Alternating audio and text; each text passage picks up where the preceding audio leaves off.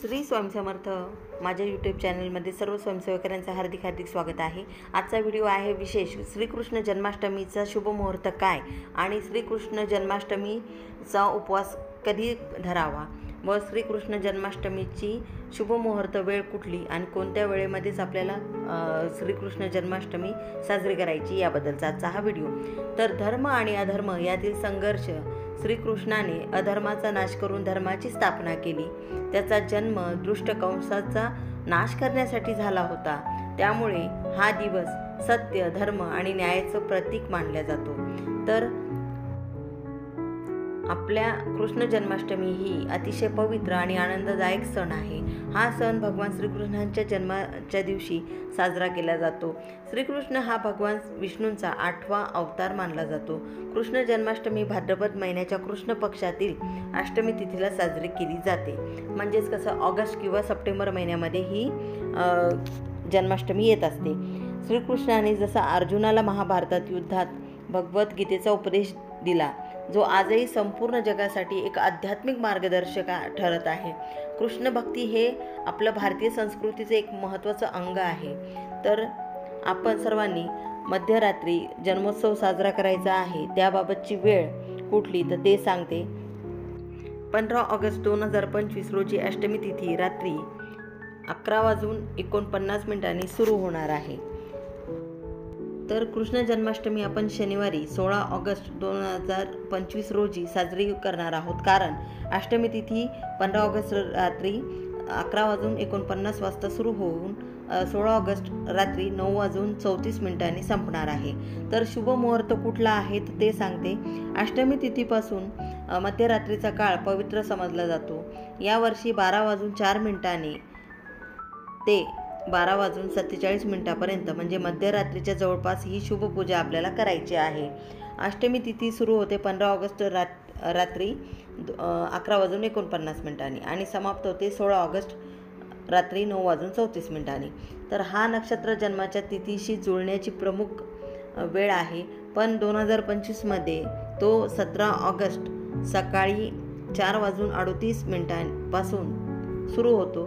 रोहिणी नक्षत्र हा नक्षत्र जन्माच्या तिथीशी जुळण्याची प्रमुख वेळ आहे. पण 2025 तो 17 ऑगस्ट सकाळी 4:38 पासून सुरू होतो. त्यामुळे जन्माष्टमी ही 16 ऑगस्टला आपण साजरी करणार आहोत. आपण श्रीकृष्ण जन्माष्टमी 16 तारखेलाच का साजरी करत आहोत त्याचं कारण सांगते. जेव्हा अष्टमी तिथी आणि रोहिणी नक्षत्र एकत्र येत नाहीत, त्यामुळे अष्टमी आणि रोहिणी नक्षत्र वेगवेगळे येतं. त्यावेळेला उदय तिथीनुसार श्रीकृष्णांचा जन्म साजरी आपण करणार आहोत. त्यामुळे आपल्याला यंदा श्रीकृष्ण जन्म 16 ऑगस्ट 2025 रोजीच साजरा करायचा आहे. श्रीकृष्ण जन्माष्टमीचा उपवास 16 तारखेलाच करायचा आहे. श्रीकृष्ण जन्माष्टमीचा शुभ मुहूर्त यावेळेला फक्त 43 मिनिटाचा आहे. या 43 मिनिटांमध्येच आपल्याला सर्वांना पाळणा हलवायचा आहे. श्रीकृष्ण जन्म करायचा आहे आणि श्रीकृष्णांची जी काही पूजा असेल, सेवा असेल ती तुम्ही वेळेच्या आधी देखील करू शकता.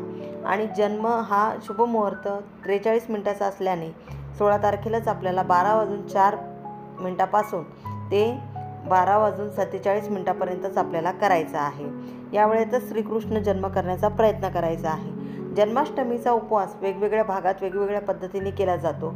आणि जन्माष्टमी पकडण्यात म्हणजे जे म्हणतो ना की जन्माष्टमी ही जर 16ला आहे तर गोपाळकालेच्या दिवशी बरेच जण उपवास सोडतात. तर कोणाकोणाच्या ठिकाणी असं आहे की जन्माष्टमी श्रीकृष्ण जन्माष्टमी 16 तारखेला आहे. श्रीकृष्ण जन्माष्टमी साजरी केल्यानंतर रात्री 12 नंतर देखील जेवण करतात, म्हणजे उपवास सोडतात. तुमच्याकडे जशी पद्धत आहे त्या पद्धतीप्रमाणे तुम्ही उपवास धरावा आणि सोडावा. 16 तारखेला तुम्ही दिवसभर किंवा रात्रभर उपवास करू शकता. 17 तारखेला तुम्ही उत्तर पूजा करून उपवास सोडवू शकता.